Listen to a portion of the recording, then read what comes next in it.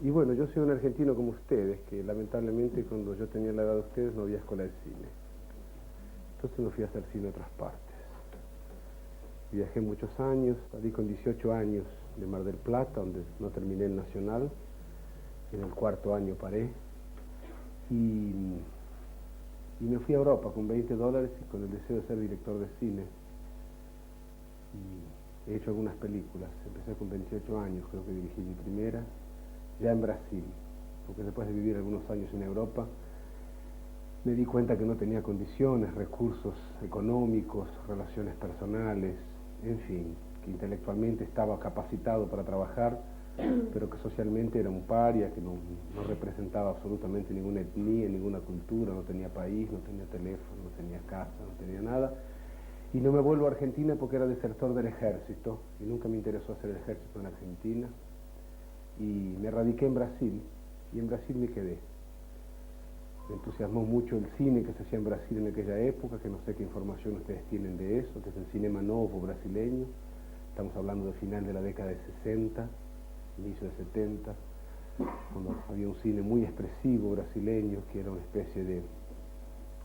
Tal vez después del neorrealismo italiano haya sido el movimiento más importante de cine posterior a la Segunda Guerra Mundial en Occidente. Y había como movimiento estético, ¿no? Como conjugación de forma y contenido, como propuesta de un arte pobre, de un país que no tenía recursos, que no tenía tradición tecnológica, que no tenía una tradición y una educación como la Argentina siempre tuvo, donde siempre hubo una cultura anglosaxona y francesa que de alguna forma determinaron, junto con la corriente migratoria italiana y española, una forma de ser, un comportamiento, una cultura. Brasil es una cosa mucho más salvaje, más pobre, más desinformada, y obviamente un ambiente mucho más natural y más propicio para la creación de algo nuevo, por no tener que romper con nada anterior para poder generar un nuevo gesto. En fin, yo me enamoro brutalmente de esa complejidad simplista que era, aparentemente simplista, que era la dialéctica y el lenguaje del cine, del cinema nuevo brasileño, en sus diferentes manifestaciones, ¿no? Básicamente porque inclusive es muy diferente de nuestra forma de mirar y de pensar, y a lo largo de haberse pasado casi 25 a 30 años que vivo en Brasil, me he transformado en una especie de café olé, ¿no? O sea, tengo lo mejor del argentino y lo peor, y tengo lo mejor y lo peor del brasileño, conozco razonablemente, me parece, las dos culturas, puedo transitar por los gustos, en fin, por la tradición, por la literatura, por la pintura, por la estética, de ambas culturas que son muy diversas. Y como sucede que soy argentino y he venido a hacer una película, a alargar una película aquí que está en cartel, y a preparar un proyecto que pienso filmar el año que viene en Argentina, con una tomada mía de ir al reencuentro de algunas cosas que me son muy preciosas y que nunca las quise abandonar. He elaborado un guión junto con un escritor porteño que se llama Ricardo Piglia, con quien estamos trabajando hace 1 año y medio, y después más tarde podemos hablar del proceso de trabajo si les interesa a ustedes. Y estoy hablando de esto que no está saliendo naturalmente, ¿no? No tengo absolutamente nada preparado para contarles, a no ser que ustedes me demuestren interés de saber alguna cosa. Y en fin, entonces la oportunidad imposible de dejar de lado del amigo Antín, a quien le había prometido venir a dar una charla. Jean-Claude ya me había comentado cuando recibió el convite de ustedes, Antín, él me llamó para saber quién ustedes eran, si era una cosa seria, si no era, porque no conocía nada en Buenos Aires, y obviamente estando tu nombre referenciado y sin tener yo mucha información, le dije lo poco que sabía y parece que él vino. Entonces, es todo lo que tengo a decirles. Soy de Acuario.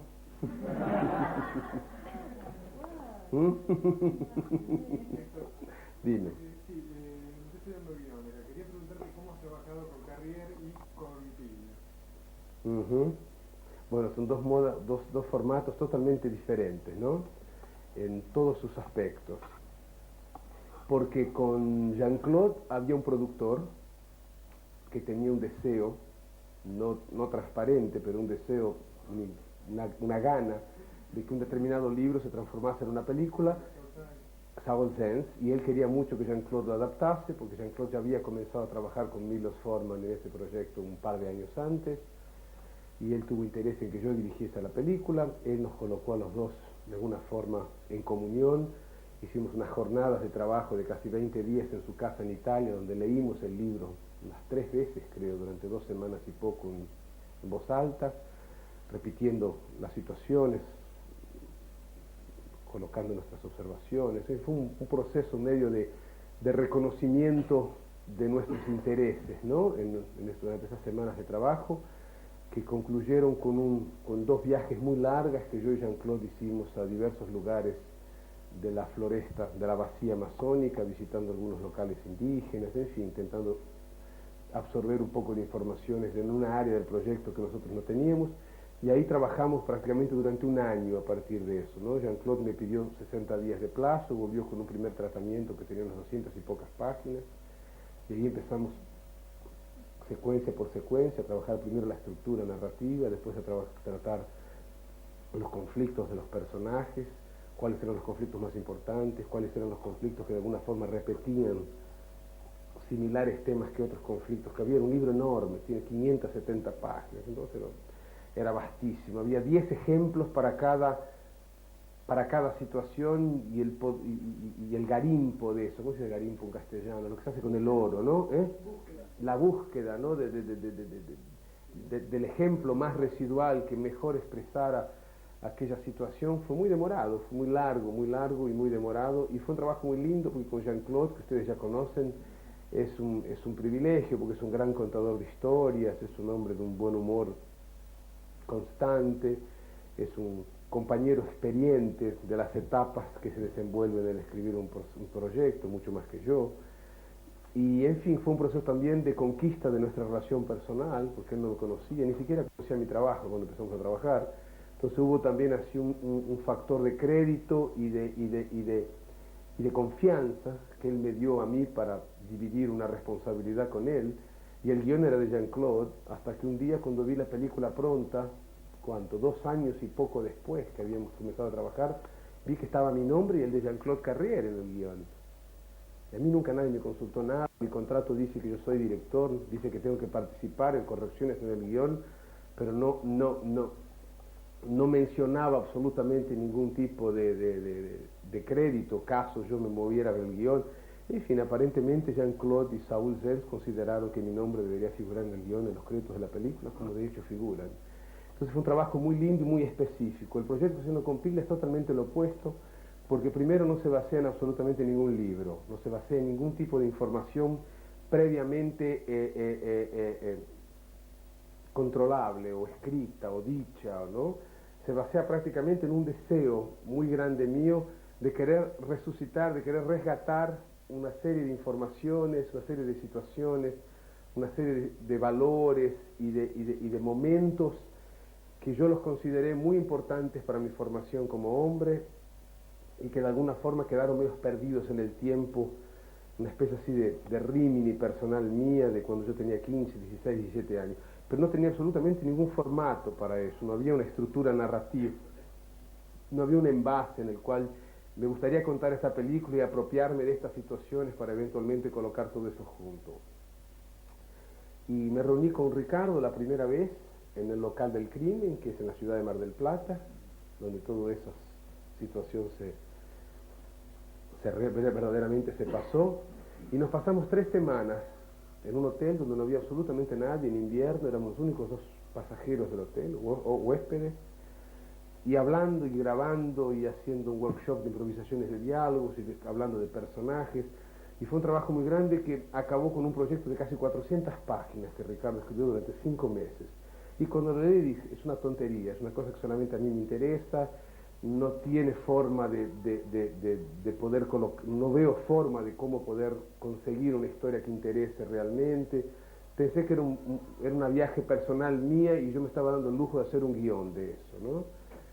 Y me encontré con Ricardo para decirle eso unos 5 meses después, y de lo que comenzamos a conversar comenzaron a salir otras cosas, una ficcionalización de algunos elementos, una idea para desenvolver un bloque muy importante de la historia, que era cómo trabajar el tiempo presente con el tiempo pasado, sin tener que navegar en la solución lingüística de un flashback, ¿no? Pero el día de hoy alguien cuenta una historia que sucedió el día de ayer.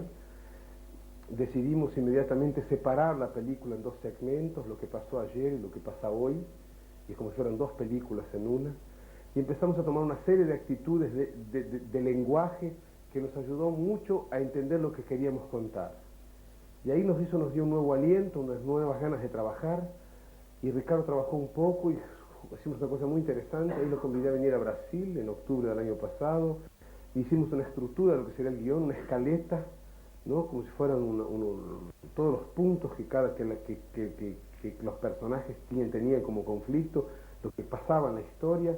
Y fuimos a la hacienda de un amigo mío que tiene una hacienda de café que nos prestó, y nos quedamos del 1 de enero al 27 de febrero, que son ¿cuánto? Unas 6 o 7 semanas, los dos, con una empleada que nos cocinaba, y escribimos un primer guión, que era muy grande y que era muy interesante, pero todavía era totalmente como un hipopótamo, era enorme, ¿no? Tenía exagerada grasa y no tenía forma, pero estaban los personajes, había algunas situaciones, y lo dejamos dormir un par de meses, y el mes pasado nos reunimos por 3 semanas de nuevo y le dimos un otro formato, ¿no? Ya mucho más ¿no? Y ahora estamos llegando a la versión final del guión, y se ha pasado 1 año y medio y 5 veces que nos encontramos muy grandes. Yo creo que salté unas 2 veces que nos encontramos, una vez en Montevideo por 3 semanas y una otra vez nos encontramos donde, no, ni me acuerdo.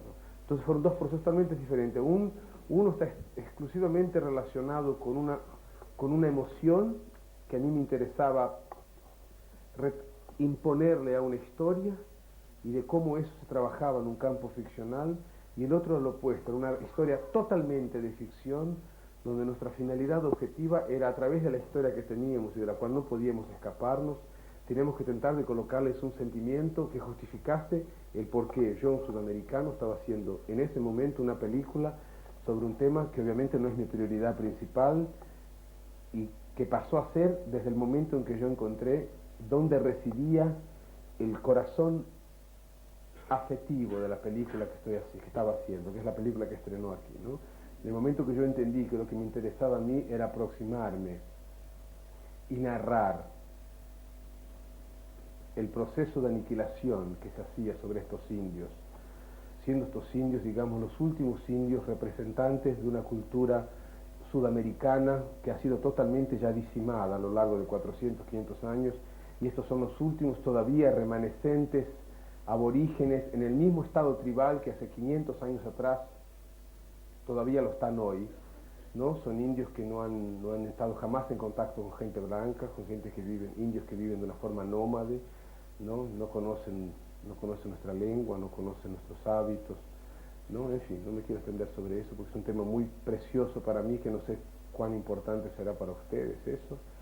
Y en el momento que yo entendí que la película era básicamente sobre lo que le sucedía a esta región y a las personas que habitan esa región del planeta, en el momento que son invadidos por fuerzas ajenas a la voluntad de ellos, yo encontré la respuesta a la ecuación de por qué hacer esa película, ¿no? O sea, porque no me interesaba contar la historia aventuresca de un grupo de extranjeros entrando en un territorio no familiar a ellos, y sus vicisitudes, y sus tragedias, y sus alegrías, y sus conquistas, y sus fallos.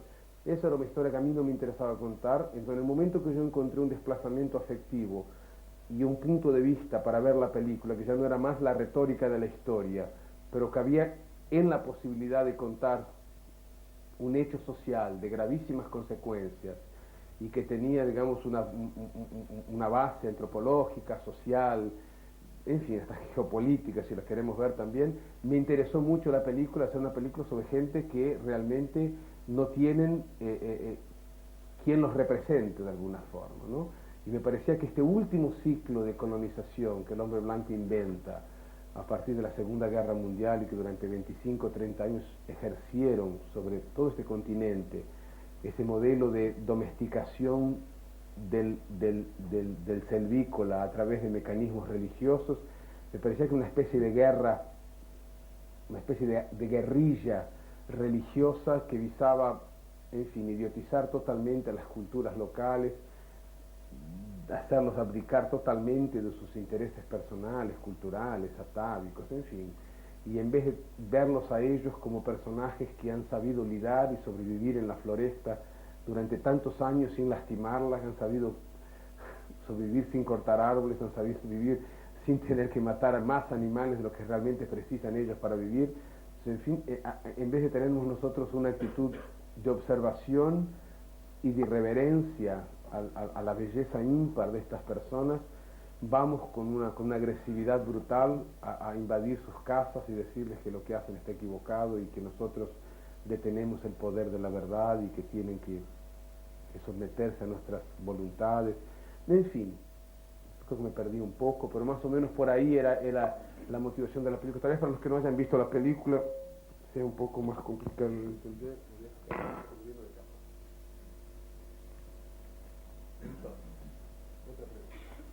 Quería preguntarte cómo fue, digamos, de ese proceso, digamos, desde el punto de vista de cómo empezaste a filmar, de que llegaste de Europa a Brasil y cómo empezaste a filmar y cómo fue que llegaste a ese lugar. Y bueno, la primera película, cuando llego a Brasil, tenía 20 y pocos años, no quería emplearme porque me parecía que si me empleaba no iba a conseguir en ningún momento la autonomía que me parecía que un director de cine tiene que tener para poder hacer cine. Hice una serie de empleos paralelos para poder mantenerme activo sin estar sujeto a un empleo, a una carrera, a una profesión. En fin, fui fotógrafo de restaurantes, vendedor de enciclopedia británica, una serie de oficios paralelos.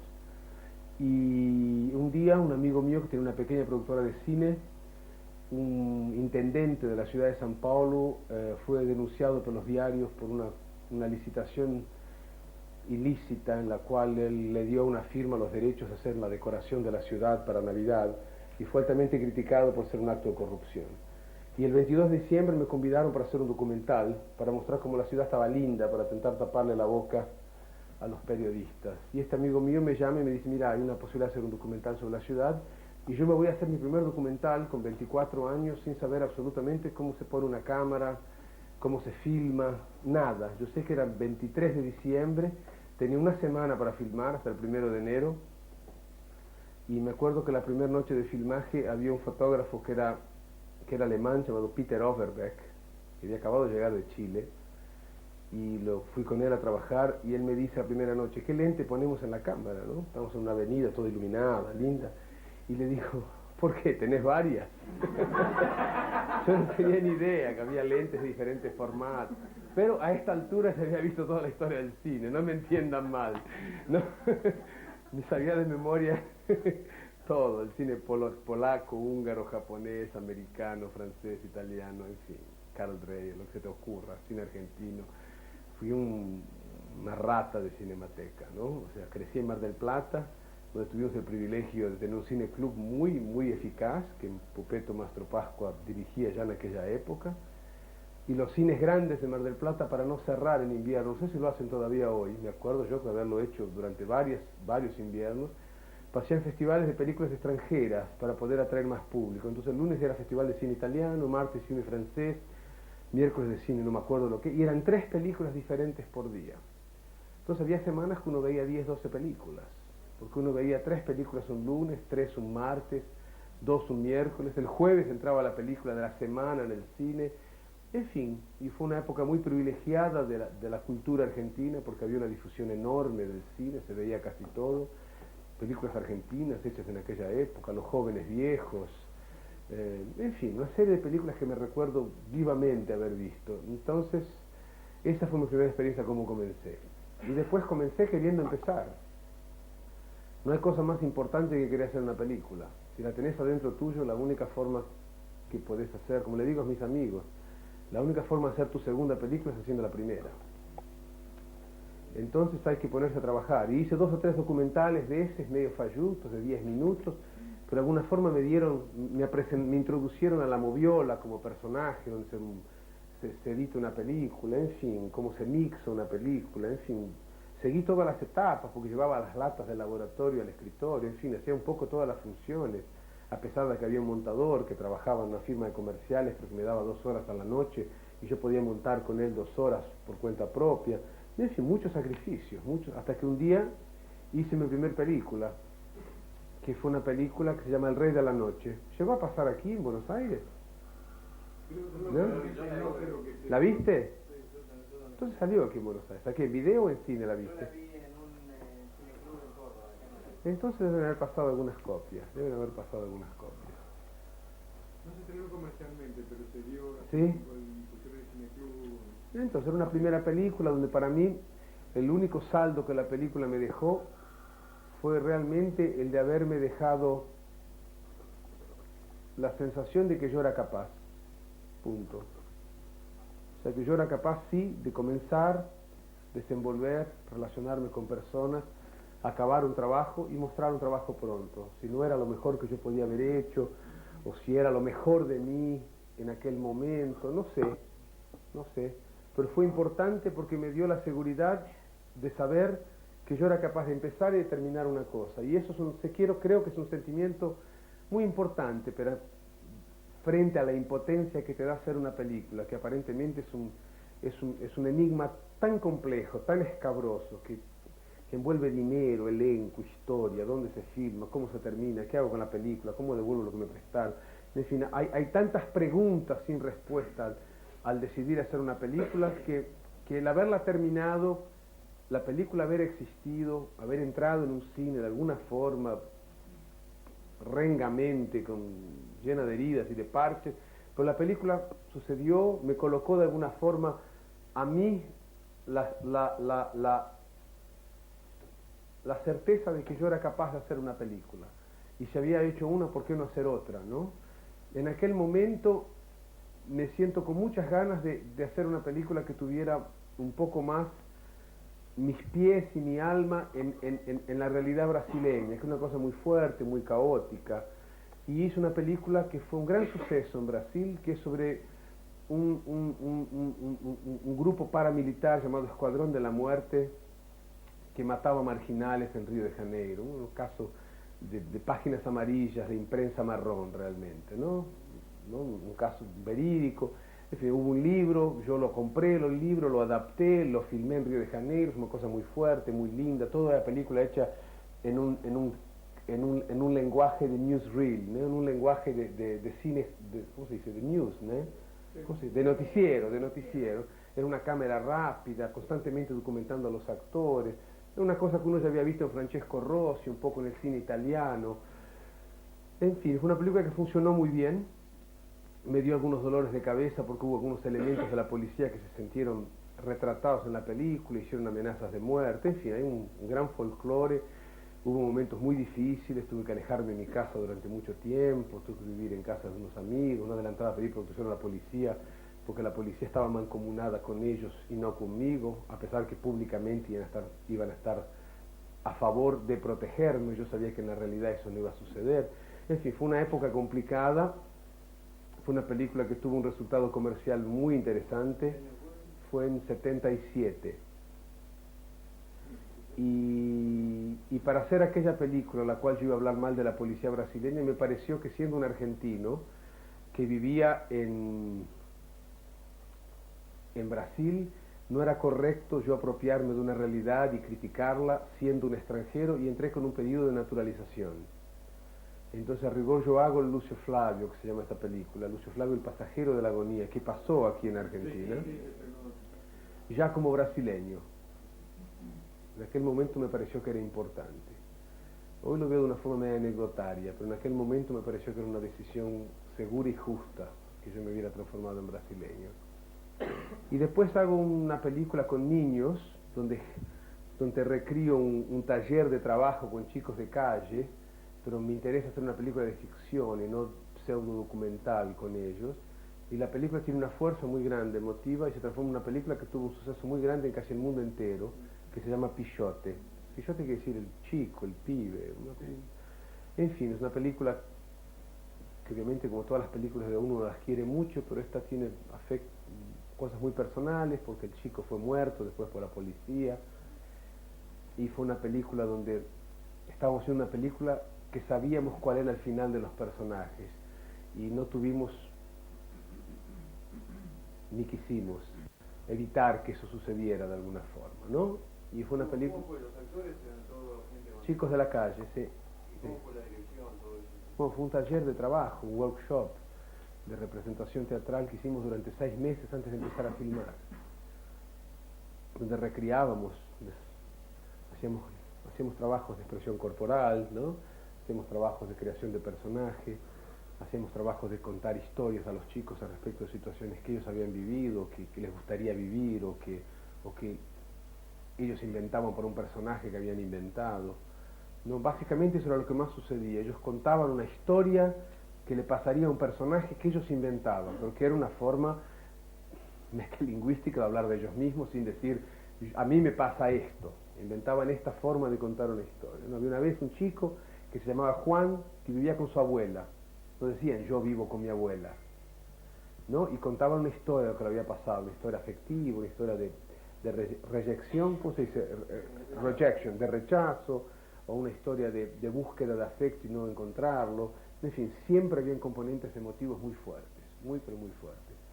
Y encima de lo ofrecido por estos chicos, recorté y escribí un guión con Jorge Durán, que es un chico chileno, exilado, que vivía en Río de Janeiro, que fue muy amigo mío en aquella época. Y escribimos un libro, ese guión que se llama Pichote, y que fue una película que fue muy bien en muchas partes.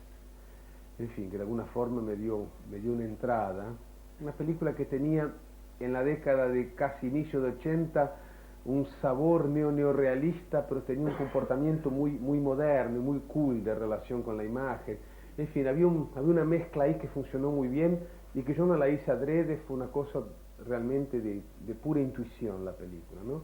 Fue muy trabajosa, muy difícil, muchísimas cenas nocturnas, semanas y semanas de noche, con 500 chicos, que era imposible controlarlos, en fin, fue un trabajo así que nos tiró mucha energía y que hubo mucho intercambio con esa realidad y que me demoré casi 1 año y poco después que terminé la película para realmente sacarme de encima lo que la película representaba dentro de mí. Fue un proceso de mutación muy, pero muy fuerte, muy fuerte.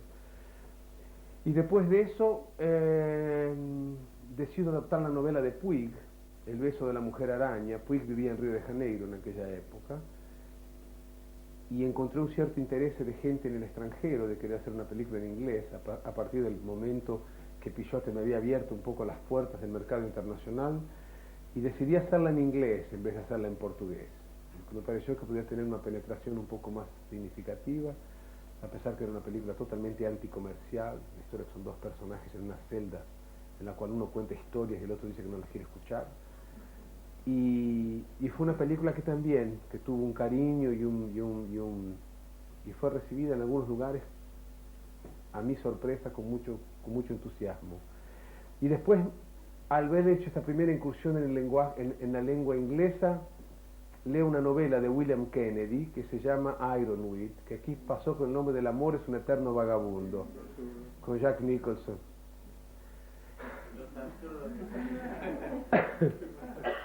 Ironweed quiere decir tallo de hierro, que es una metáfora lindísima para el personaje, que es un ebrio eterno que nunca se muere, o sea, duerme en la nieve y se despierta y está vivo, ¿no? O sea, es una planta que no muere nunca. Se llama tallo de hierro, aquí se llamó El amor es un eterno vagabundo, en fin.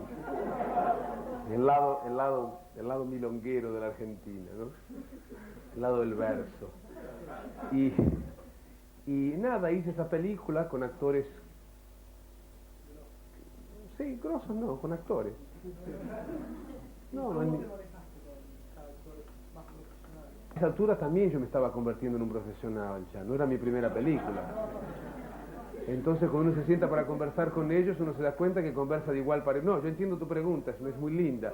Ahí uno se sorprende de ver que no hay distancia casi, ¿no? Porque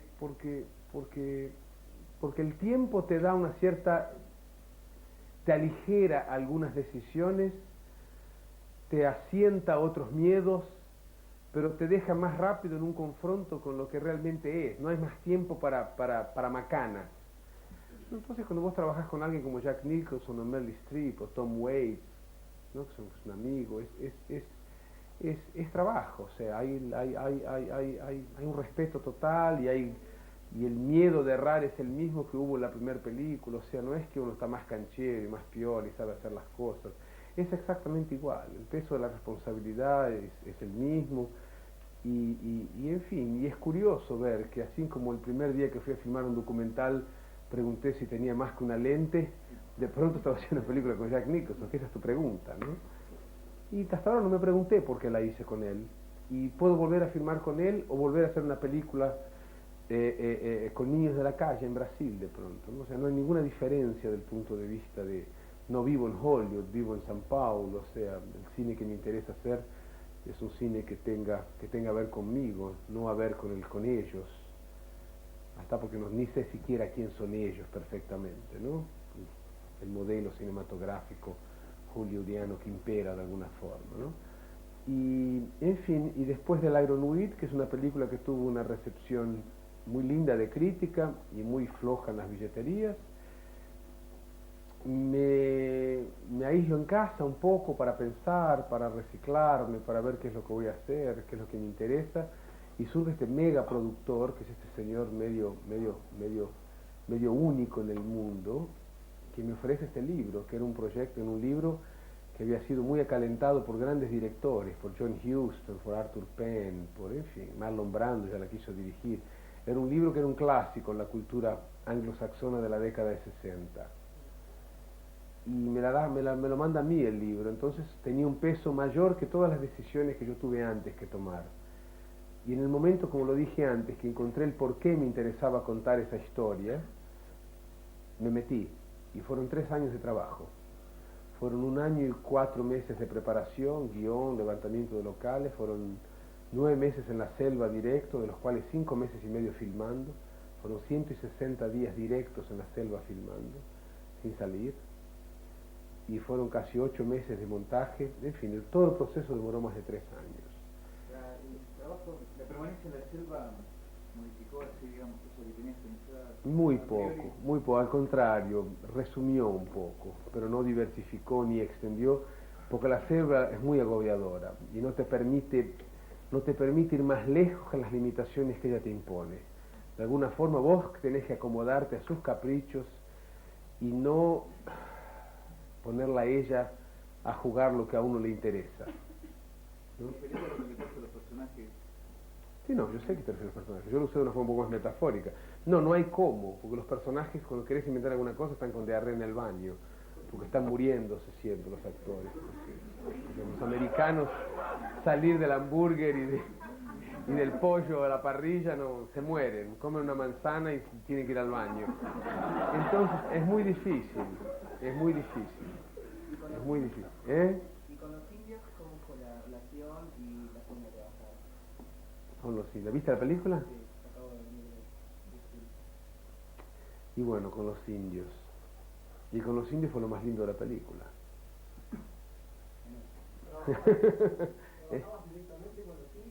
Tenía un chico argentino que es de Santa Fe, que se llama Alberto Gieco, que me ayudó un poco. Ya había sido mi continuista en El beso a la mujer araña, y tenía una chica llamada Fátima Toledo, que había hecho un trabajo de recuperación de chicos en un presidio infantil en Brasil, haciendo trabajo de terapia, en fin, tentar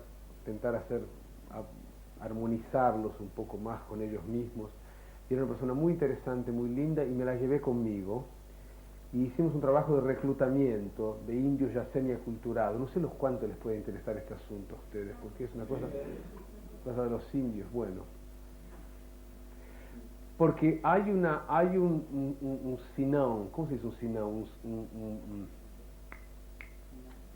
Hay una condición sine qua non que yo le coloqué al productor de largada. Le digo, no hay hipótesis ninguna sobre la cual yo permitiré la producción que nos instalemos en una aldea de indios de verdad para hacer la película. Lo coloqué como condición sine qua non. Cosas que ya había sido hecho antes por John Boorman en La Floresta Esmeralda, había sido antes hecho por The Mission, aquella película inglesa con Robert De Niro. En fin, varias producciones medias ya lo habían hecho, y los desastres son muy grandes. O sea, el hecho de llevar una equipe de 100, 150 personas con otros hábitos alimentarios, otros hábitos sexuales, otro código de ética y de moral, en fin, y instalarse con nuestra parafernalia electrónica al lado de una aldea de 150, 200 personas que están allá hace 150 años, 200 años, y que no tienen ninguna idea de quién seamos nosotros, ¿no? Y que vamos a llegar con un montón de tools, ¿no? Con un montón de herramientas y de cositas que les van a encantar, porque se enamoran de todo, de las zapatillas, de los anteojos de sol, del sombrerito, de la camiseta, del pantalón, en fin, porque no han visto nada, no es porque ellos quieran vestirse, es porque todo lo que ellos no tienen para ellos les llama la atención, son como los chicos, son extremadamente infantiles y inocentes, ¿no? Y quieren, no es que se ponen, uno se dice, estos indios están vestidos, no es porque tienen vergüenza de mostrarse desnudos, es porque si nosotros que hemos llegado están vestidos, ¿por qué que ellos no van a estar vestidos? No es que se visten para cubrirse porque tienen vergüenza de nosotros. Es muy difícil entender la cabeza de los indios. Es un universo muy particular, muy propio de ellos, con un código de moral, de costumbres, ¿no? Con hábitos de vida que les pertenecen a ellos, que los han herdado, que los hacen felices. No somos nosotros que vamos a llegar y decirles lo que es cierto y lo que es errado. Entonces le dije al productor que nosotros no filmaríamos en un equipo indígena, pero al cerrarle esta posibilidad, que era la única que aparentemente existiría para hacer una película sobre indios en Brasil, se abrió otra pregunta: ¿y con qué indios la filmamos? No los vamos a encontrar en England, en Londres los indios, ¿no? En un movimiento ecológico. Entonces yo readapté un modelo de trabajo que había elaborado en Pichote, que les decía ahora poco, con estos chicos de la calle, que te contaba, y digo, voy a hacer exactamente el mismo sistema. Yo había visto que visitando aldeas de indios, por ejemplo, hubo varios ciclos de colonización del hombre blanco sobre los indios. Colonización es una palabra elegante. Hubo varios ciclos de destrucción de las culturas indígenas, y hay ciclos de cada 10 años prácticamente, ¿no? Por ejemplo, en la década de 30, Lévi-Strauss, el famoso pensador francés, ¿no? Y antropólogo, y más tarde novelista, historiador, en fin, se aproximan unos indios que se llamaban, por ejemplo, en la época, creo que eran los carayás, no, los patayós, los tucanos, me falla la memoria, son tantos nombres.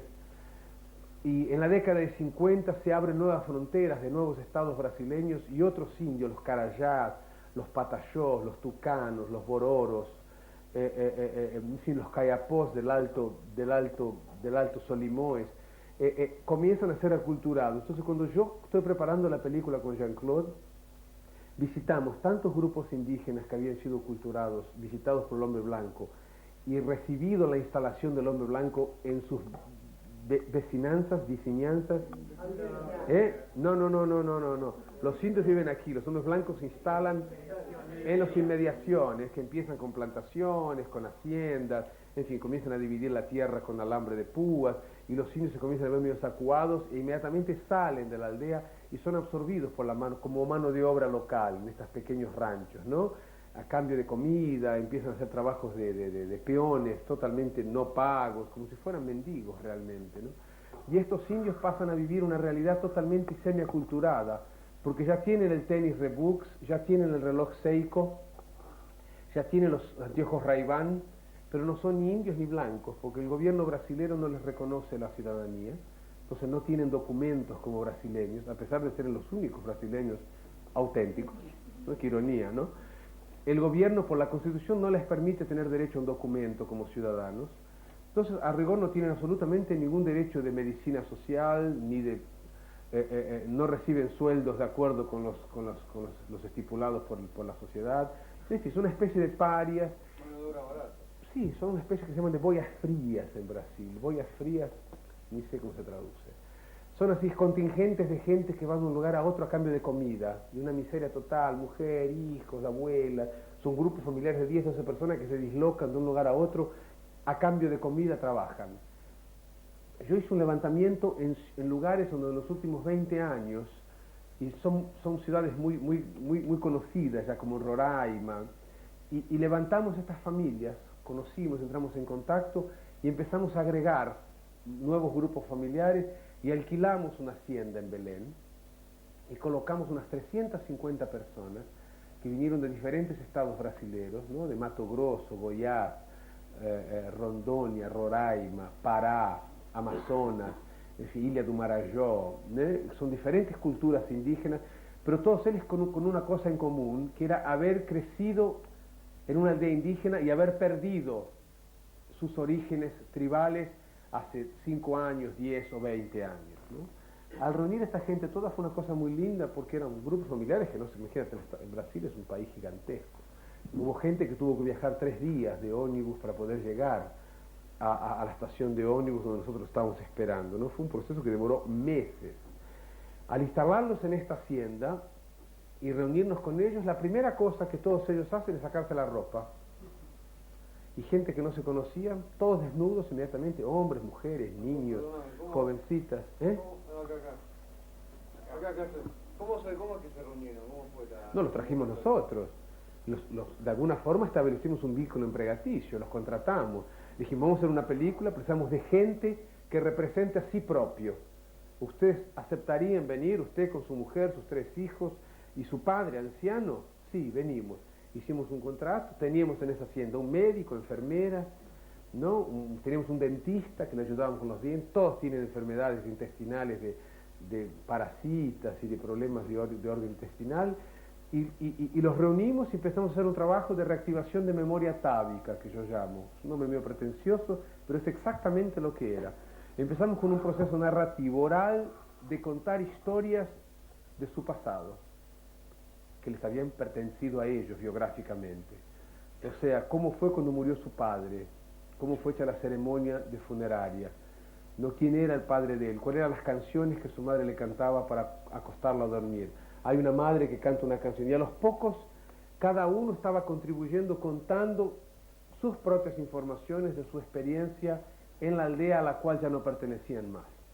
Y a los pocos fueron surgiendo los diferentes ritos, lo de la niña, los rituales de la chica en el momento que tiene la menstruación, los rituales del hombre en el momento que va a la casa, los rituales de cura, los chamanismos, en fin, todo el mundo empezó a contar historias de leyendas, mitos interpretativos de la existencia de la creación de la tierra, ¿no? Y cada cultura tiene siempre cosas afines muy parecidas con otras culturas, a pesar de ser totalmente desconectadas entre ellas. Y empiezan a surgir los juegos de canto, hay mucha cosa de canto, de ritmo, y la gente empieza a bailar, y la gente corporalmente empieza a hacer trabajos grupales muy lindos, y después de 4, 5, 6 días que estábamos allá, todo el mundo se conocía, teníamos 5 duchas colectivas, todo el mundo se bañaba al final del día, comían, en fin, fue una cosa muy linda, muy pero muy fuerte. A los pocos ellos fueron organizando las coreografías de acuerdo con las tradiciones de ellos, y yo me transformé. En los primeros 2 meses los visitaba casi todos los días. Después los comencé a visitar los domingos, y porque me parecía que con cierta distancia era importante para yo saber para estar más objetivo al respecto de lo que ellos me presentaban. Y a los pocos me fui apropiando de algunas situaciones que ellos me creaban, desde el punto de vista de mise-en-scène realmente. Es lo que hace Peter Brooks con Jean-Claude Carrière cuando montan Mahabharata de la India, se la pasan 2 años montando un espectáculo. No hay marcas de director, entra por la izquierda y sale por la derecha.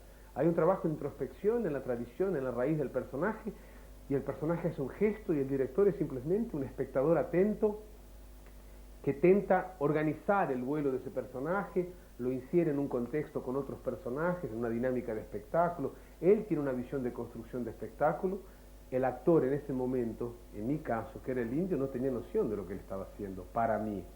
Él estaba representando para él lo que para él era una realidad, una ceremonia funeraria de la muerte del líder de la tribu, ¿no? Que no era el líder porque era el más fuerte, ¿no? Era el líder porque era el que sabía más, porque era el que conocía más sobre cosecha, sobre cura, sobre conservación de alimentos, sobre plantas dañinas, en fin, sobre todo lo que sea fundamental para sobrevivir en la selva. Entonces, uno aprende muchísimo viviendo con esa gente, y todo lo que hay de indígena en la película, lo que sobró.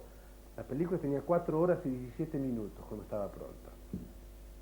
Y salieron casi 40 minutos de vida indígena de la película. Salió muchísimo material que era hermoso. Había unos rituales de caza, en fin, había unos diálogos en el medio de la selva, de los indios cansados tirados en el piso. Había cosas muy lindas que lamentablemente no fue posible dejarlas en la versión final.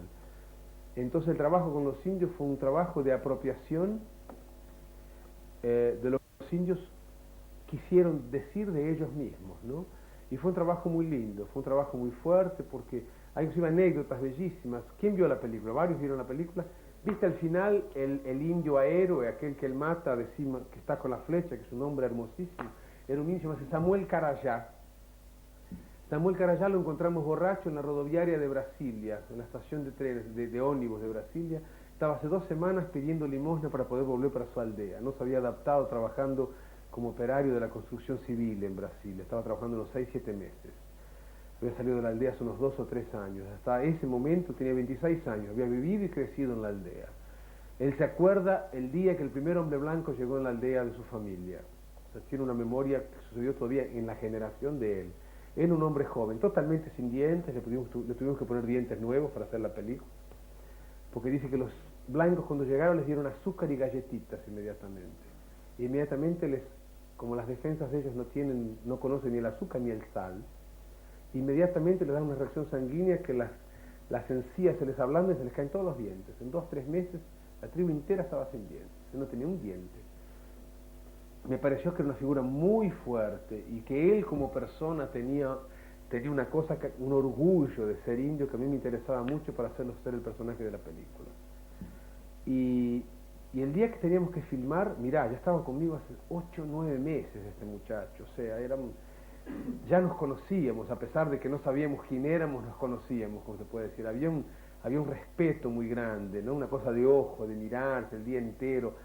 Y me acuerdo que el día que él tenía que filmar la escena, que Tom Bergen lo mata con el revólver, él amanece con un dolor de cabeza que no conseguía abrir los ojos.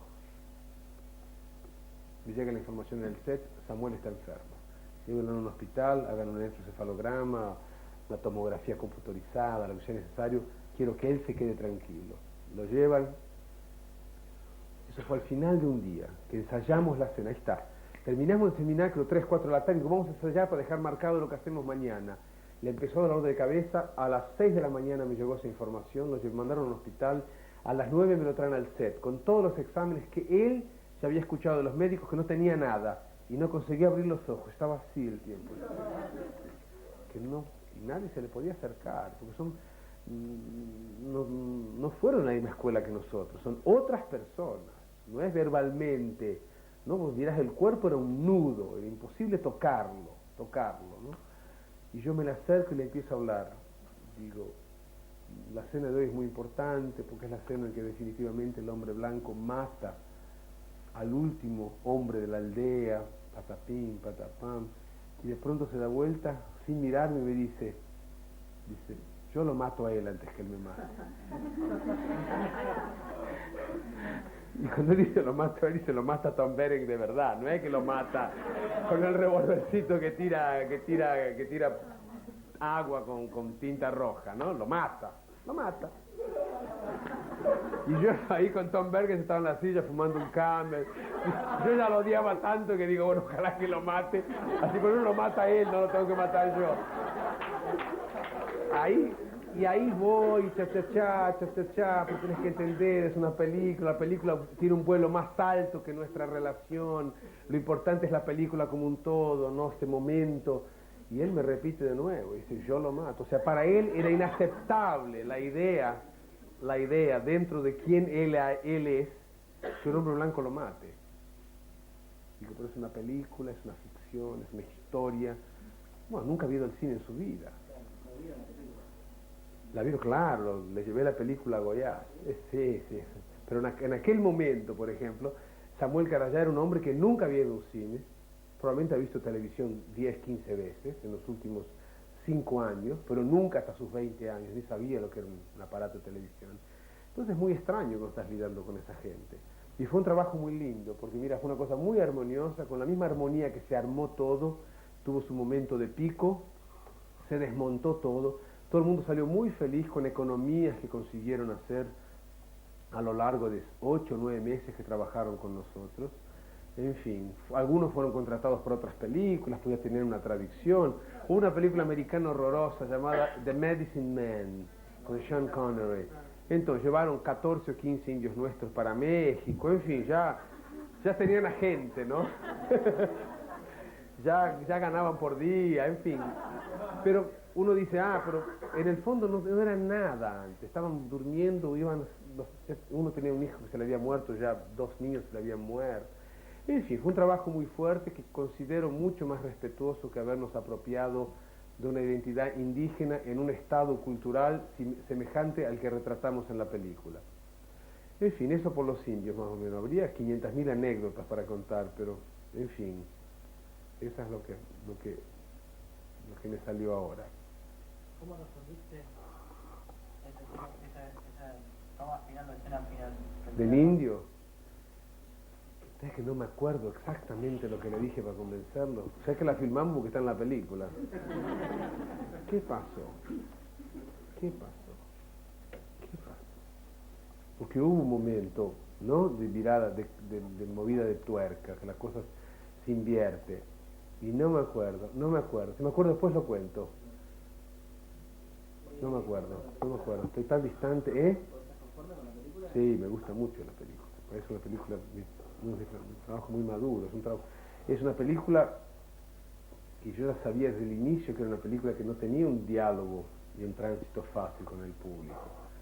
Pero me parece que es un ejercicio profesional bastante maduro, bastante lindo. A mí me gusta mucho la película, sí. ¿Cómo fue la relación entre los actores americanos y los indios? Unos estaban en una suite de hotel y los otros dormían todos juntos. Y se divertí. Y bueno, mira, ¿qué te puedo decir?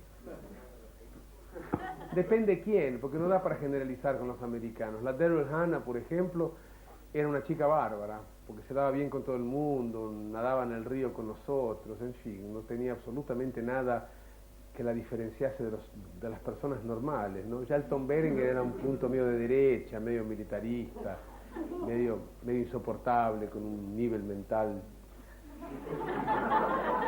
abajo de 0. Entonces, cada uno, la Kathy Bates, pobrecita,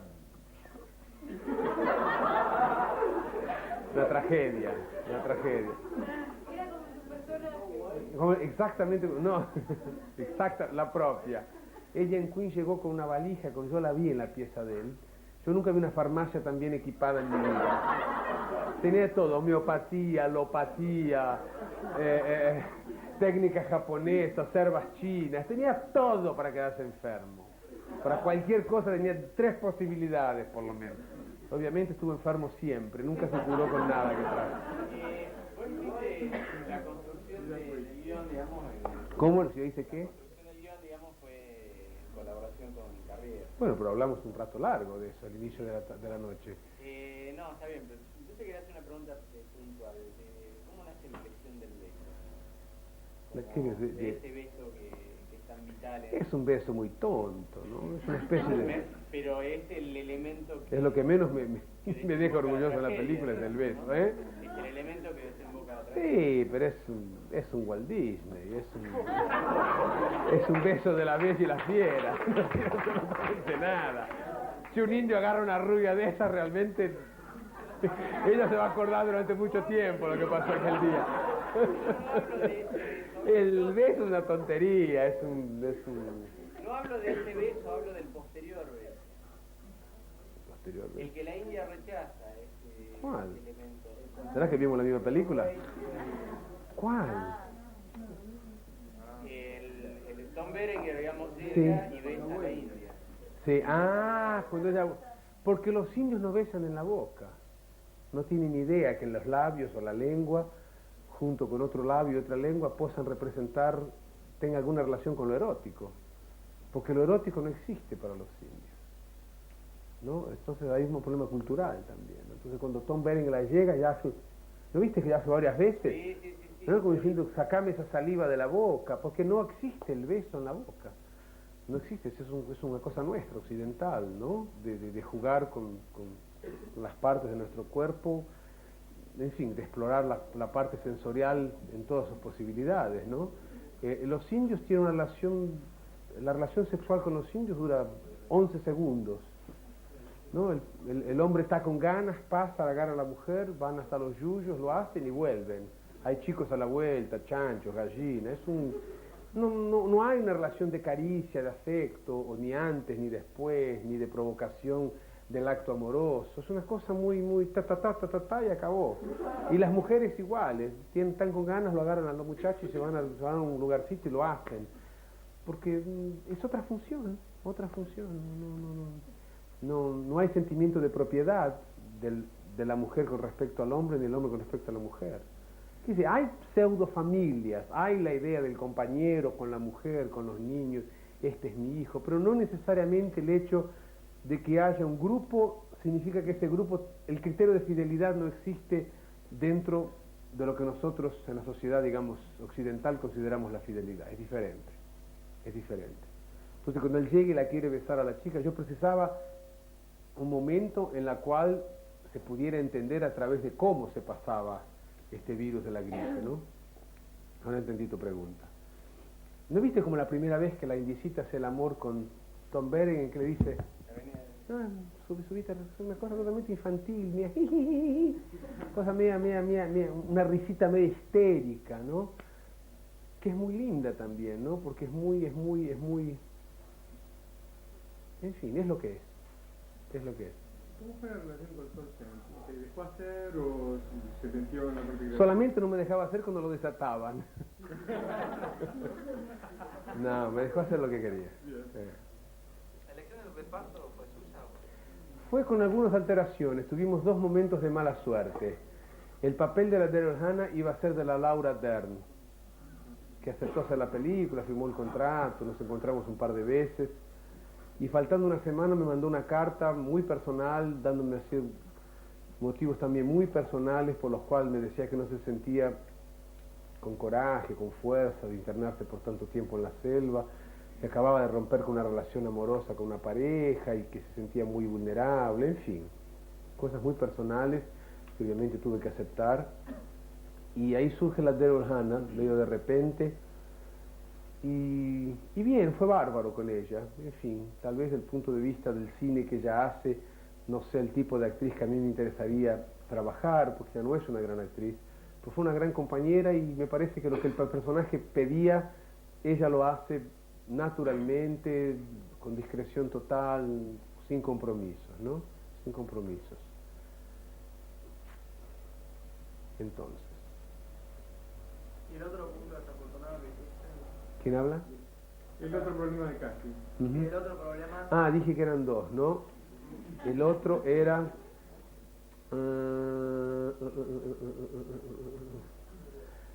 Tom Berenger también, porque estaba con Danny Quaid, que me interesaba más como actor, más joven. Y a última hora hubo un problema, también él no vino a la película.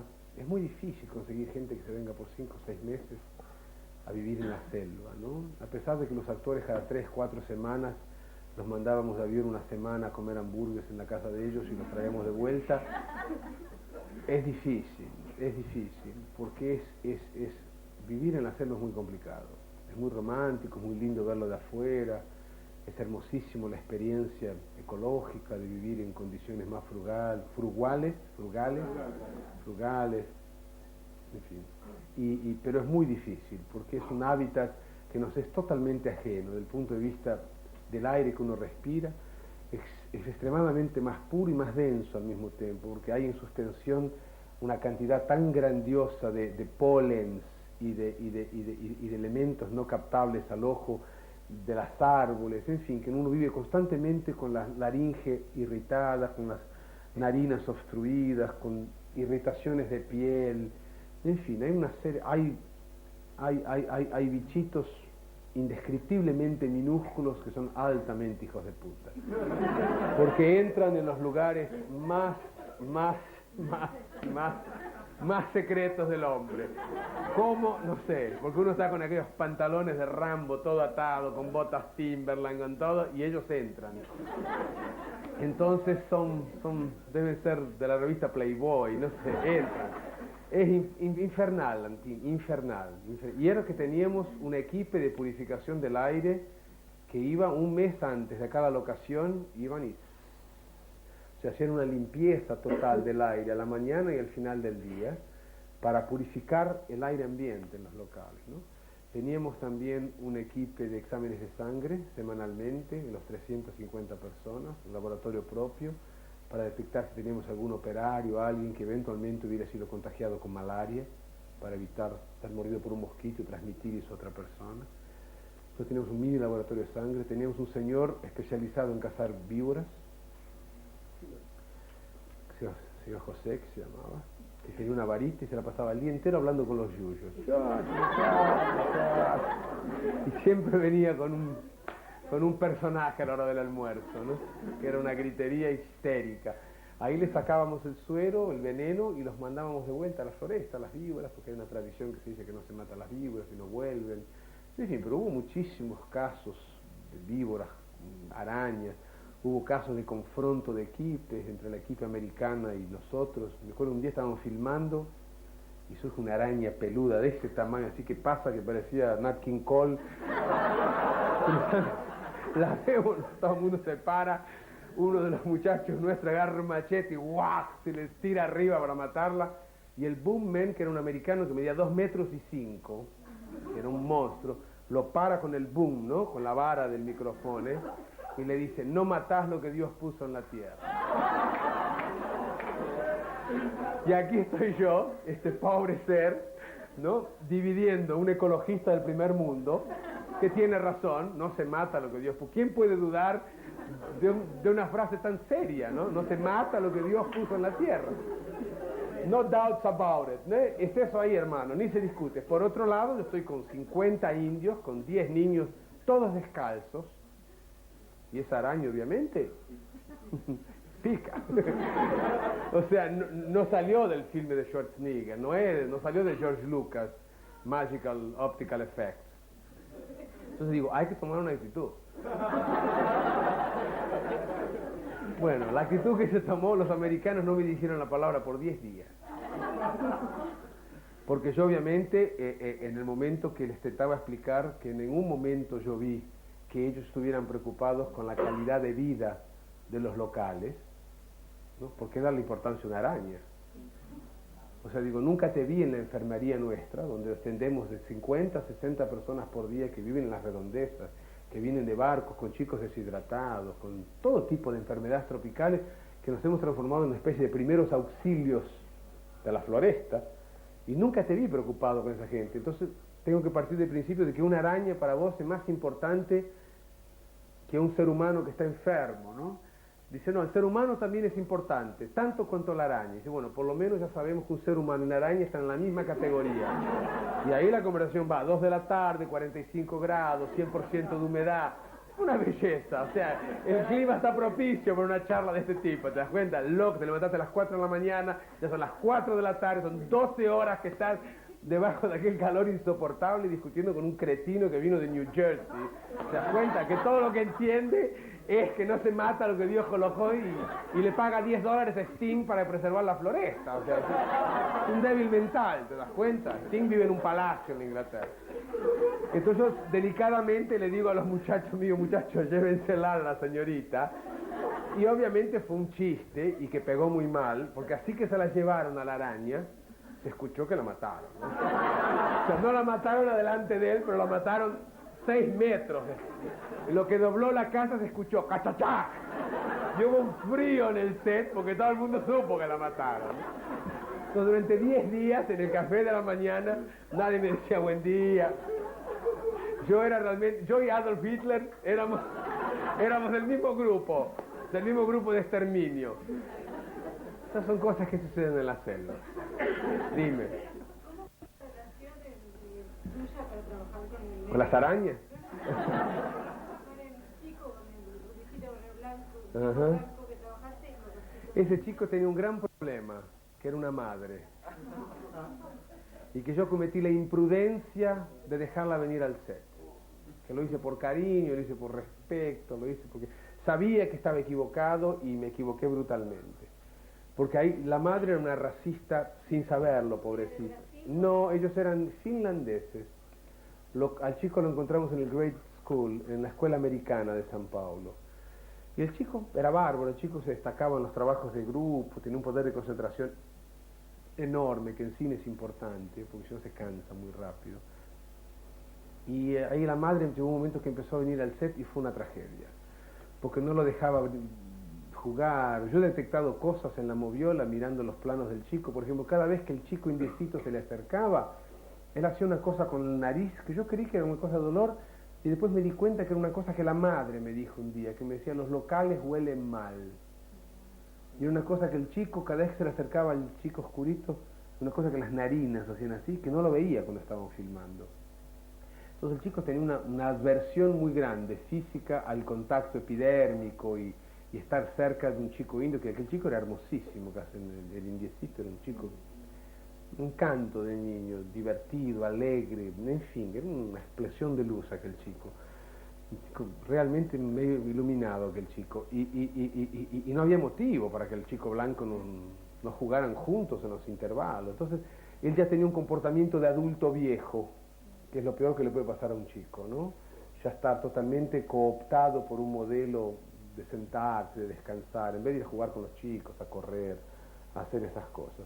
Y el día de la cena de la muerte, yo lo controlé el día entero. Él estaba muy tenso, tenía mucho miedo de morirse, y yo controlé las pocas horas de filmaje tocándole el pie. El pie de él estaba desnudo y el único contacto que él tenía era con mi mano. Y yo realmente me comuniqué con él de alguna forma. No sé si le comuniqué mi deseo, mi energía. En fin, había una cosa de tacto muy fuerte, que yo le tocaba el pie, lo presionaba, lo despresionaba, lo masajeaba. En fin, había una cosa que nos entendimos a través de una cosa epidérmica para él conseguir hacer un poquito lo que consiguió hacer. Entonces era muy difícil pedirle a un chico que se muera, ¿no? En cámara, una cosa tan lenta, ¿no? Con diálogo. No, pues si es un tiro más rápido, que es como hacer televisión, ¿no? Ves el sangre, te tiras al piso, te caes, en fin, tiene todo un comportamiento más de cómic, ¿no? Más de historia en cuadritos, ¿no? Una cosa más de televisión. ¿Por qué el padre se entrega así tan fácilmente a la día de la muerte del hijo? Del hijo, porque sabe que morir, él tiene una información técnica de que ese tipo de enfermedad cumple su ciclo en 24 horas y el chico se muere, a no ser que tenga una transfusión de sangre total y no había tiempo de llevarlo a otro lugar. No, está bien, sí, eso se entiende en la película. Suena muy cerebral para un padre en una situación. Y bueno, porque no es un latino, es una persona que sabe y está determinada a aceptar lo que el destino le ha propuesto, porque no tiene cómo luchar contra eso. Sabe que va a suceder de esta forma. Sabe que va a suceder de esta forma. ¿Eh? Espiritual también. No, pero él no lo acepta no, porque al contrario, él está en un momento como personaje que él está dudando de sus propias creencias. Él está siendo fragilizado y vulnerable a lo que la realidad le propone vis a vis las informaciones que él trae con su formación como religioso, ¿no? Yo creo que en ese momento es el saber de tener la información de que no hay posibilidades de curarlo, que no hay cómo llevarlo de vuelta a lugar ninguno que lo pueda traer con vida. Y el hecho de decir: este es mi lugar, y aquí es donde tengo que hacer mi trabajo, y si el Señor quiere que mi hijo se vaya, o que, en fin, tendrá que suceder de esa forma. Una cosa media loca, pero es que son muy locos esos americanos, esos misionarios, muy... Me parece mucho con ellos. ¿Por qué la confrontación entre el sacerdote católico y los misioneros? Y porque son las dos grandes fuerzas espirituales que han afectado socialmente el comportamiento de los indios en la región. ¿Por qué ha reivindicado el sacerdote católico? No, el sacerdote católico no reivindica nada. El sacerdote católico... Parado, digo, que era. Y porque está así hace 400 años. Pero está ya hace 400 años, ¿no? Y sabe que estos americanos podrán venir o irse y él continuará allá. O sea, hay una cosa media inherente, una sapiencia, ¿no? Una sabiduría media, como la raíz del árbol, ¿no? Como la semilla, ¿no? Es una cosa de pertenecer a la tierra, ¿no? O sea, no tiene los... Y hay una cierta sabiduría que es más honesta que la de los religiosos americanos, que es: él sabe que cualquier tipo de contacto, inclusive el de él, es nocivo a los indios. Y cualquier mecanismo que permita que demore lo más posible ese contacto, cualquier contacto que este sea, mejor para los indios. Y él está así con una fuerza neutra, ocupa un espacio por el que él no reivindica, pero que de alguna forma es el controller de la situación, ¿no? Porque en el momento que va a haber, en el momento que él sabe que podrá haber una invasión, él es el primero a intentar avisar para que lo salven a los indios, ¿no? Entonces es un personaje muy interesante, el del padre Llante. No lo controlaste de corte final, ¿no? ¿Cómo que no? ¿No estaba ya? No, digo si tenías derecho a corte final. Claro, corte final es mía, si la película funciona es mía, si no funciona es mía. No, te digo, está. Sí, te digo corte final. Ah, no, pero eso lo corté porque nadie me pidió que lo corte. Y sí, con dolor, pero uno lo corta. O sea, la película tenía era una película con 4:17 y se quedó otra película con 3 horas y 5, 3 horas y 7 minutos que tiene ahora. Pero era imposible dejarla con aquello. Y porque quedó material muy lindo, material ya montado que era muy fuerte de la vida indígena, que a mí me gusta mucho. ¿Pensaste de alguna manera en algún momento exhibir las 4 horas? No tengo condición, no. No, porque no está mixado eso, y es un material que está en la moviola, en los archivos, no tengo condición. ¿Hubo muchos cambios de estructura del guión en moviola? No. Yo diría que 90% de lo que está escrito es lo que está en la película. Algo de Wade podría cantar. ¿De Tom Waits? Es un libro. Para luz. No cuento de Tom Waits.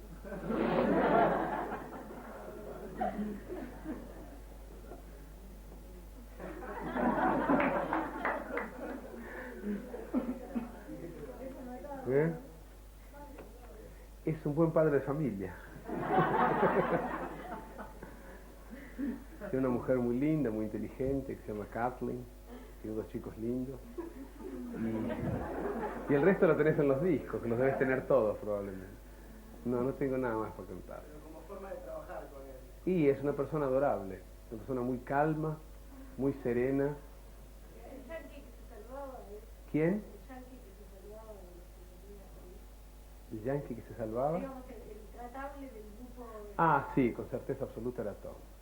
Tom es una persona cariñosísima.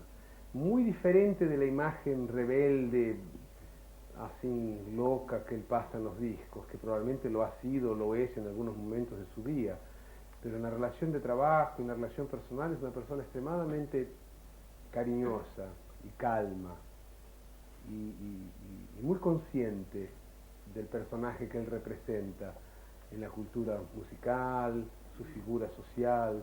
Una figura muy completa, Tom Waits, muy curiosa. Vos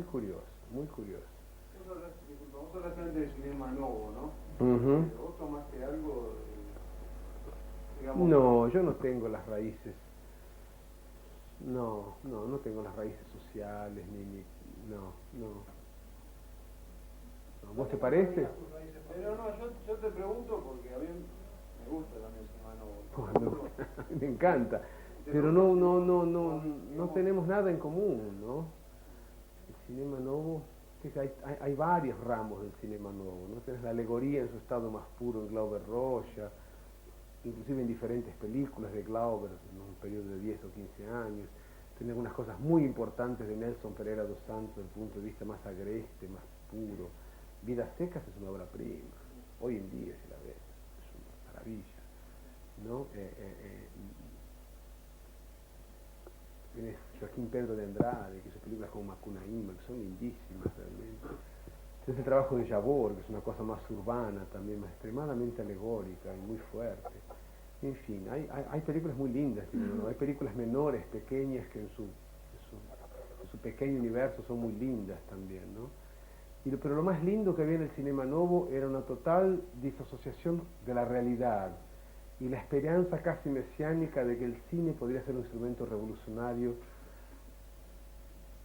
que a través de porque nunca hubo un movimiento que levantara la bandera de la estética como arma de revolución. Entonces era un ideal ampliamente difundido de que a través de la estética se consideraría reformar un país. Y es una cosa muy fuerte, eso no es una cosa, no es una idea que surge en una confitería a las 5 de la tarde y el día siguiente no existe más. Eso perduró durante unos buenos 15 años. y un gran segmento de la población en muchos sectores se movimentó de una forma muy ciega y muy compenetrada al respecto de esa visión mesiánica. Y eso generó un movimiento muy fuerte, que incluye el tropicalismo, Caetano Veloso, Gilberto Gil, que incluso incluye la poesía concreta de Ferrero Goulart, una cosa muy importante en el movimiento de artes conceptuales y plásticas, del neoconcretismo, en la metalinguaje de Haroldo de Campos. Es todo un movimiento que le da a Brasil de los final de los 60 al final de los mediados de los 80 una cara muy pero muy importante desde el punto de vista cultural, muy importante. Y eso solamente existió porque era una verdad política que no tenía absolutamente nada a ver con movimientos operarios, con sindicatos, con ideología programada. Tenía a ver con un gesto ciego de que a través de la estética era posible mudar un comportamiento social. Y eso es una cosa que está siendo estudiada, que será... Glauber Rocha se muere por no ver sus sueños realizados. Es un caso así típico, de no tomar los antibióticos. O sea, se dejó morir en el momento que se dio cuenta que el país al cual él había retornado después de un exilio que él se había impuesto, no era el país que él había soñado reformar. Es una historia muy linda, muy fuerte, ¿no? Muy fuerte, muy genuinamente brasileña, ¿no? Que tiene muy poco a ver con la mitología del Río de la Plata. Qué susto. Creí que era Tom Berenger que venía a matarme, o el padre de la araña. Y muy poco a ver con la cosa folclórica caribeña, ¿no? De García Márquez, que son otros universos. La cosa brasileña es muy fuerte, porque tiene una cosa que viene un poco de África y viene un poco, es decir, una cosa muy, no sé muy cómo explicártela, porque tendría que hablar mucho tiempo sobre eso, pero es muy fuerte. Conociendo el país, ves un poco eso, la estética del Semanó lo ves en las calles, en la gente, ¿no? Un poco eso. Tal vez, pero en el cine consiguió su momento de ápice, ¿no? Una pregunta. ¿Sí? ¿Cómo fue más o menos el trabajo previo al rodaje con actores como Hurt y Julia en una película que pesan tanto como en El beso de la mujer araña? Y bueno, ensayamos un par de semanas antes de trabajar. La pregunta específicamente es sobre qué nivel. ¿Qué nivel? A nivel del desarrollo del personaje, por ejemplo, de Hurt y cómo llegaron a nivel de relación con Julia. Y bueno, se hizo un trabajo de mesa primero, después trabajamos un poco en el local, que era una especie de celda hecha en un escenario, una plataforma teatral, en un estudio. Y un día surge una anécdota muy interesante. El guión comenzaba con la primera película que William Hurt narraba, que era una película muy interesante de un director considerado de cine B norteamericano, que se llamaba, una película que se llamaba The Cat People. Y la primera película que William Hurt contaba es la historia de Cat People. Y faltando así tipo unos 4 o 5 días para empezar a filmar, nos llega un fax de nuestro abogado en Los Ángeles que decía que la Universal no nos cedía los derechos de contar la película, a pesar que la íbamos a reescenar, no íbamos a usar material filmado de la película original, no nos permitirían, nos cobraba creo que $200,000 para poder mencionar la película en nuestra película, y obviamente no teníamos ese dinero. Convoqué en una reunión de emergencia a Manuel Puig de Río de Janeiro y a Leonard Schrader, que era mi roterista de Los Ángeles. Los coloqué a cada uno en una pieza de un hotel con una puertita que solamente yo tenía la llave, yo iba de una pieza a la otra, porque no se hablaban ellos, ¿no? Entonces salía de una puerta, cerraba con llave y estaba con Puig. Ahí salía de Puig, cerraba con llave y discutía con Leonard Schrader. Y ahí fuimos escribiendo un guión, hasta que un día estaba trabajando con Leonard Schrader, reescribiendo el guión de la película. Ahora voy a tu respuesta. Y me llega un telefonema de los estudios diciendo que había sucedido una cosa muy terrible y que William Hurt estaba a camino para conversar conmigo. Faltamos 4 o 5 días, digo, ¿qué puede haber sucedido, no? Y William Hurt entra en la pieza con botella de vino en la mano, que siempre bebía después de los ensayos, Y me dice, ¿ya te contaron lo que pasó hoy? Le digo, no. Y dice, está todo errado, a partir de mañana todo va a ser diferente. Pero no te contaron. Digo, no me contaron. Dice, bueno, lo que sucedió es que yo leí el papel de Raúl Julia y Raúl Julia leyó mi personaje. Y todos los carpinteros lo aplaudieron. Y me parece que él es mejor para el personaje que yo.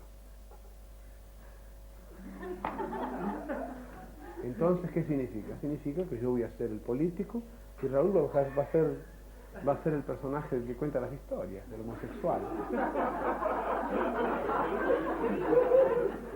¿No? Hablando de laboratorio, después de 3 semanas trabajando como un loco. Digo, bueno, y ahí me coloco esta siguiente duda. Digo, si yo acepto esa colocación tan democrática y tan linda de él, tan de grupo, ¿no?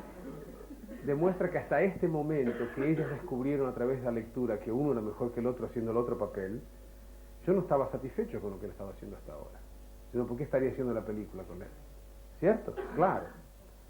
Entonces, por más que yo quisiera de alguna forma decir, bueno, ya que ustedes quieren cambiar, cambiemos. Pero eso significaba que si él no me hubiera traído esta información, yo estaría haciendo la película con alguien con quien yo todavía no estaba satisfecho. ¿No? ¿Está claro eso para ustedes? Entonces, ese era el dilema. Digo, bueno, mañana lo resolvemos.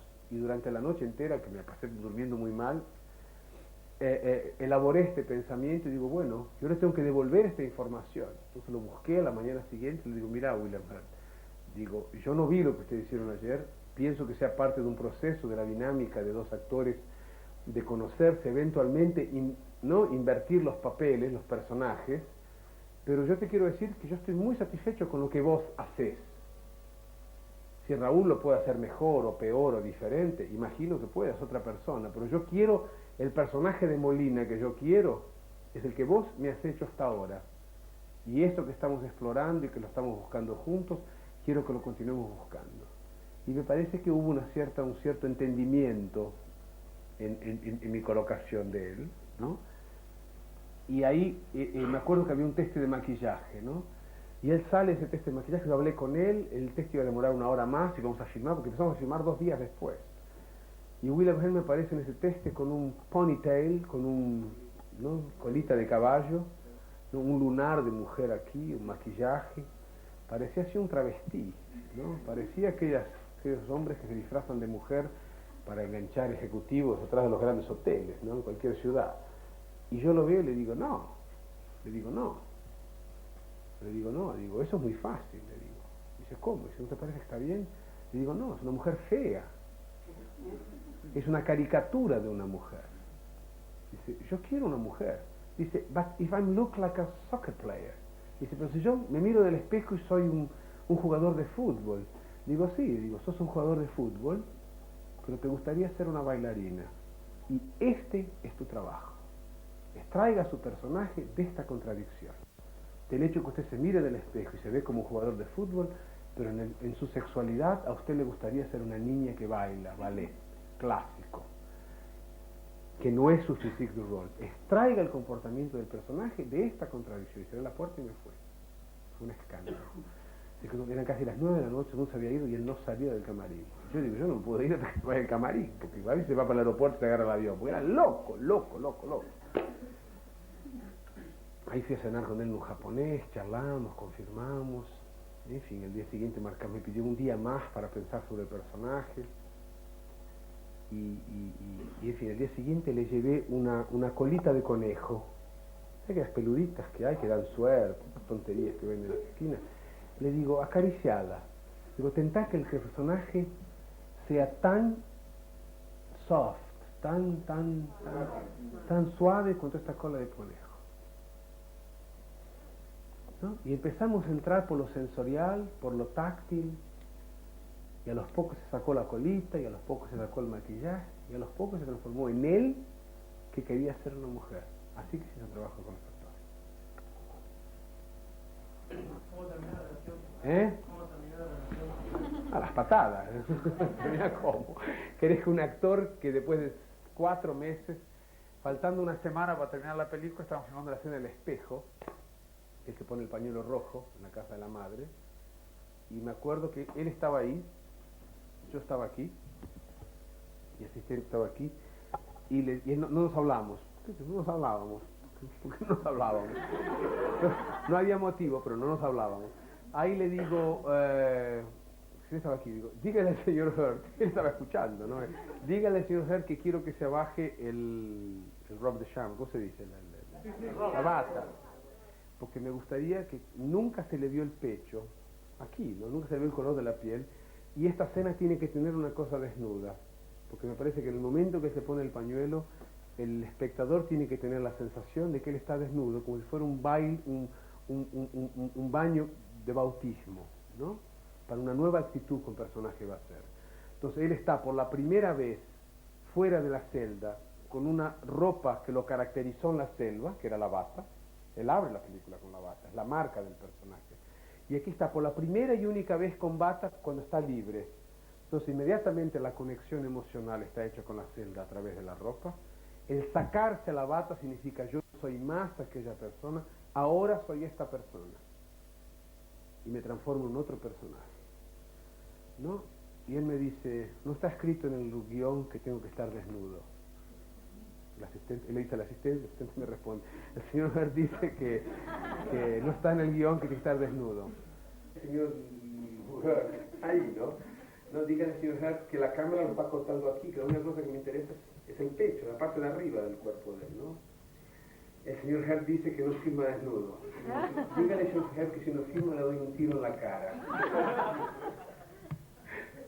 Y después filmó. La relación no tiene muchas aplicaciones con los actores. Él sabía que me iba a dar un tiro, pero sabía también que yo iba a lo imposible para que lo haga. Yo no me movía de aquel lugar hasta que la escena no saliera. Ahí cuando acabamos de filmar la escena, que lo hicimos 3 o 4 veces, me acuerdo que él golpeó una lata y dice, me está sacando todo el sangre que tengo. You're sucking me all my blood. Me estás sacando todo el sangre, chupando todo el sangre que tengo. Yo lo encaré y le dije, sí, te estoy sacando todo el sangre, pero no me lo estoy llevando acá. Está en una lata de Kodak. Y duerme en un laboratorio y habrá una película. Hermoso. Y ahí